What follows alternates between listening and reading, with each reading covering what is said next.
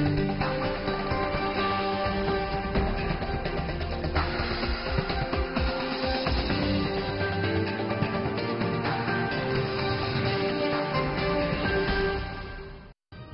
answer to bridge the gap in a highly connected but fractured world. Connectivity through barriers in geography and policy. From St. Petersburg, World Insight with Tian Wei ponders the answers. Balanced views, straightforward interviews, go beyond the headlines. Hello and welcome to World Insight. I'm Tian Wei. Our program today is coming to you from St. Petersburg here in Russia. No one is going to be the winner of a trade war. That has been widely believed by many of the participants in those halls of the St. Petersburg International Economic Forum. People are interested in the result of the upcoming visit by the U.S.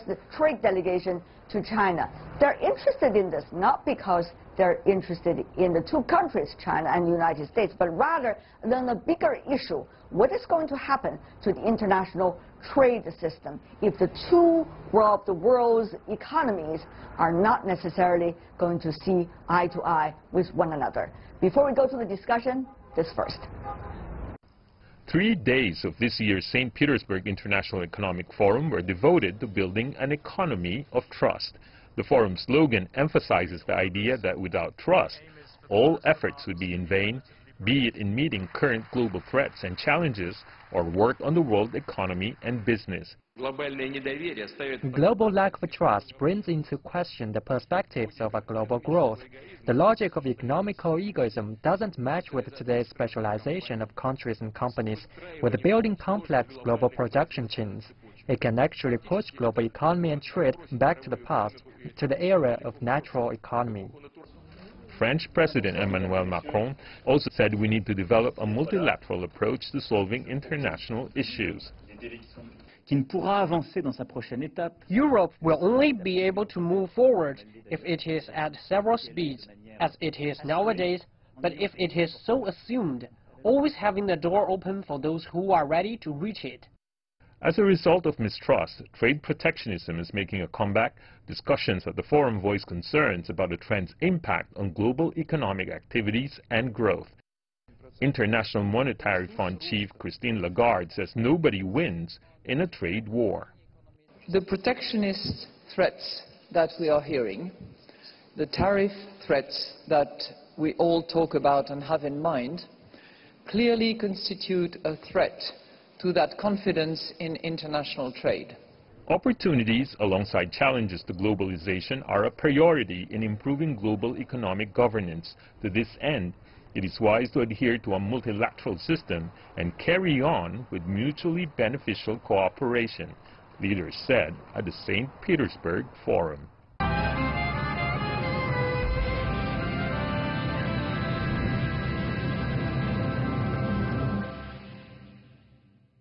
Among the participants of the St. Petersburg International Economic Forum, there are business people coming from all over the world, and some have witnessed the world's economy when they are in the ups and the down stages. Jim Rogers is one of those. He is one of the most well-known world investors, and also he has been the co-founder of the Quantum Fund. He recounted at the time when trade war was not working, and he wondered whether it would ever work in history. Let's listen in.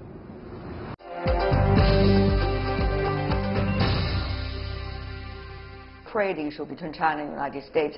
Chinese Vice Premier Liu He was with his delegation earlier in Washington. Eventually, the two sides come to certain kinds of consensus for now. We understand that the Secretary of Finance, Mr. Ross, is going to come to China once again early June. So what is likely, from your perspective, the topics to be discussed from now on? Well, they don't want a trade war. At least China doesn't want it, and some people in America don't want a trade war. The business community and the agricultural community in America has said, we don't want a trade war. So at least for the moment, it's been calmed down, and I hope it stays calmed down and we don't have it. The risk way is that later next year, when the economy gets bad in the U.S., then Mr. Trump will look for a fight, because he thinks a trade war will win he can win the trade war, and he thinks that the trade war can be blamed on China. It's incorrect, but that's the way he thinks. We noticed from the Chinese side that there is going to be commitment of purchases of American agricultural products as well as energy products. But of course, China did not commit at all to the so-called $200 billion that Trump administration was put out there as so-called a target. What do you make of the next stages of negotiation interactions when the two economies are getting ever closer, but at the same time having bigger possibility of going another direction? China is being very smart. They know that Mr. Trump won the election because of agricultural states and energy states. Those states voted for Mr. Trump. The Chinese are trying to make them happy, and if they can make them happy, then it will help keep the trade war down. That's what his voters are. He knows that. China knows it. I know it. Everybody knows it. You've been dealing with President Trump when he was still a business person. And of course, probably that you know him better and the logic of his better. What do you think is the desire of his right now in this negotiation? We understand this White House is pretty much coming with one voice. That is from President Trump. First, I should tell you, I did not ever do business with Mr. Trump. But what he wants is to be reelected. That's what all politicians want. That's what they do. They can't get a real job, so they go into politics. They want to keep getting elected and keep power. So what you're saying is agricultural products, energy products, that's going to contribute to Mr. Trump's political power and the possibility of being reelected. If you get out the map and look at the states that he won, they all produce agriculture and they all produce energy. Yeah. Mr. Rogers, one of the other things is the White House is also different from the business community and also the other political apparatus of Washington. Some argue that the current negotiation is an effort coming from the White House. Others argue it is a concerted effort coming from different sides of the society. You yourself, one important member of the business community, what do you think is the nature of the current discussion? Mr. Trump is trying to get reelected. And all the congressmen and senators are trying to get reelected too. And so they look at their base to see what they need to do. And Mr. Trump thinks that if he's tough, looks tough against foreigners, it will help him get reelected. One of the things people look at these negotiations and think about the two sides is that what is likely to be the outcome for China, besides commitment to the United States to purchase more. China is also on its way to further reform. How much do you think the current round result can contribute to China's own efforts of pushing for more structural reforms?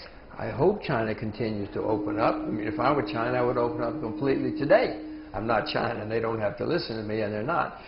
The risk, of course, is that this will encourage hardliners in China, the ones who don't want to open up, and say, see, you can't trust any, you can't trust the foreigners.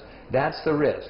Otherwise, if they do buy more from America, and they're happy buying more agriculture from America, and China needs agriculture, then maybe it'll continue to open up. I hope so. Can you imagine a completely open China? What an exciting country. It already is exciting.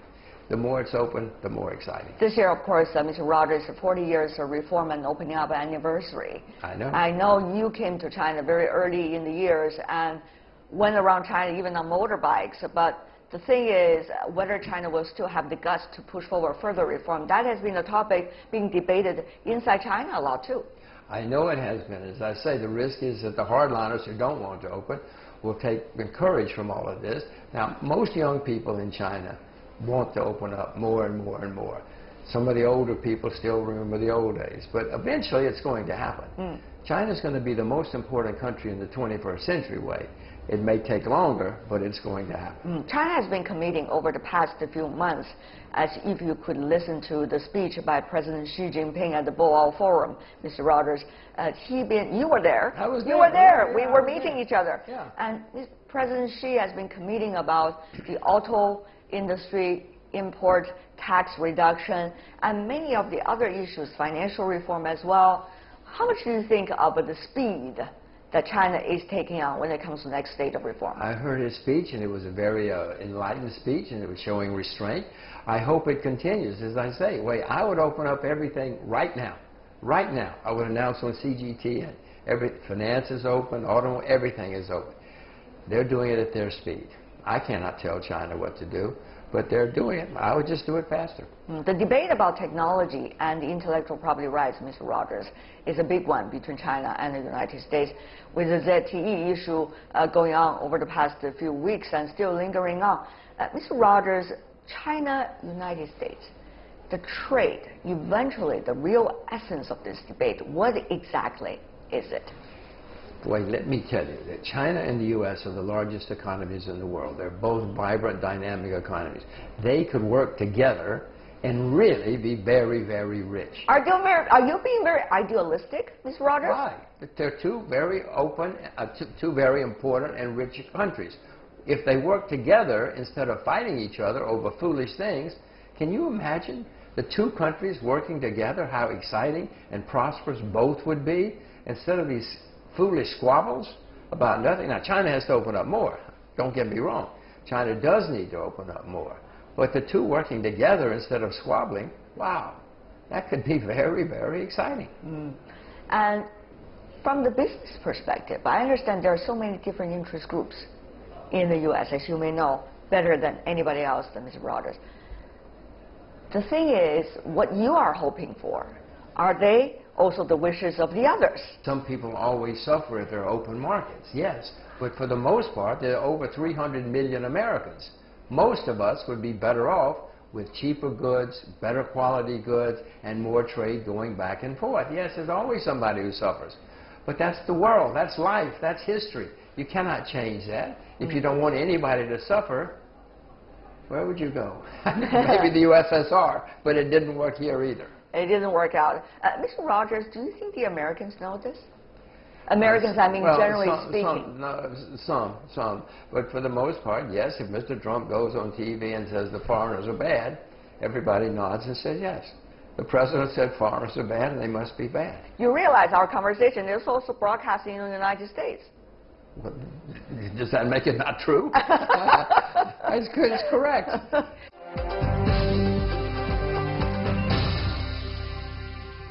I understand as an investor, you have always been having the guts to go into the so-called exotic places for the Western investors and be able to explore in the early stage the opportunities of very different markets. Think about Russia. Where is it now? Well, first of all, I want you to make plenty of mistakes. Don't think it's as easy as you say it is. Just go there and get rich. No, I make a What about that percentage? 70% or 30%? Negative on Russia for 46 years. Now I'm 48 years. Now I'm optimistic. Why is that? It's changed. Something has happened in the Kremlin. They have a different view toward capital and investors and capitalism and foreigners. How different is it? Oh, it's extremely different. Like what? Well, it used to be they just shot you or put you in jail or took your money away. Now they understand you cannot treat investors that way. You cannot entreat capital that way. You have to play by the rules, and you have to do things to help people, not to fight them and not to be against them. No, something dramatic happened in the Kremlin about 4 years ago, 5 years ago. Mr. Rogers, one of the things you and I have noticed, and we talk about this, is the impact of sanctions by the West on Russia. Instead of making it going rather desperate of its own future, it seems that Russia has been grasping this opportunity. What exactly, Mr. Rogers, is happening right now? First of all, sanctions have rarely, if ever, worked in history. There are very few examples, and I cannot think of any, where sanctions have worked. They hurt some people, small groups, but they also help other. For instance, right now, Russian agriculture is booming because America put sanctions on agriculture, so they're producing everything for themselves. They're not buying from outsiders. It's great for Russia, for Russian farmers. And 5 years from now, American farmers are going to have a big new competitor because we have made Russian farmers great again. Is agriculture the only place? No. Some of the other things, mining, for instance, is doing just about it. Even automobiles in Russia now. You probably cannot name a single Russian car. But now even Russian cars are being manufactured again and thriving. Have you noticed the changes over the years, particularly recently, with now President Putin being re-elected into the Kremlin, and the lineup of all the government posts being fulfilled right now? Well, the changes that I've noticed at the forum over the years is they usually reflect current events. Right now, everybody's worried about trade wars, sanctions, international trade. Last year, that was not a topic. And you also, I noticed, many international businesses are here. They want to do business in Russia, and even American businesses are here in big time. So far, everybody's worried about it and talking about it, but also everybody still wants to engage and trade. And everybody is concerned about the current stage, whether there's going to be trade war or not, as you just said, Mr. Rogers. Wait, most people know that trade wars have never worked. Nobody wins a trade war. Everybody knows that. Mr. Trump wants trade wars. He's wanted them his whole career. But most of the rest of us know they don't work and that they hurt everybody, including the people who start them. Recently, Chinese President Xi Jinping, Mr. Rogers, asked 3 questions. When he was meeting with the former Secretary General of the United Nations, Mr. Ban Ki-moon, he asked the question whether economies in the world should be more open or closed. Open. Whether there should be win-win situation or one person, one country take all, meaning zero-sum game. Win-win for everybody, but everybody has to open. Should there be more reforms for everyone, or everyone just being conservative, so-called? Now, everybody in Beijing knows the answer to those questions, just like I know the answer to those questions, but Beijing also has to open too. Yeah, well, finally, before we go, Mr. Rogers, given your knowledge of history, after all, you've been an investor in the world for decades, given your very direct and straightforward style as well, what would you say if you were being asked by leaders of the world, some of the major economies, China, Russia, United States, about what do you think of the economies? Where should the country go? What would you say? Well, I would say to China first, because it's the second largest economy in the world and it's more closed than most. Open up. This is not 1918. This is 2018. China's rich, powerful, successful. Open up and do it, and we will all be very, very, very happy. I would say the same to America too. Don't close off. Don't close off. Open the borders, open the economy, and let's all succeed together. And Russia? Oh, to Russia the same thing. Russia's doing it. It's astonishing.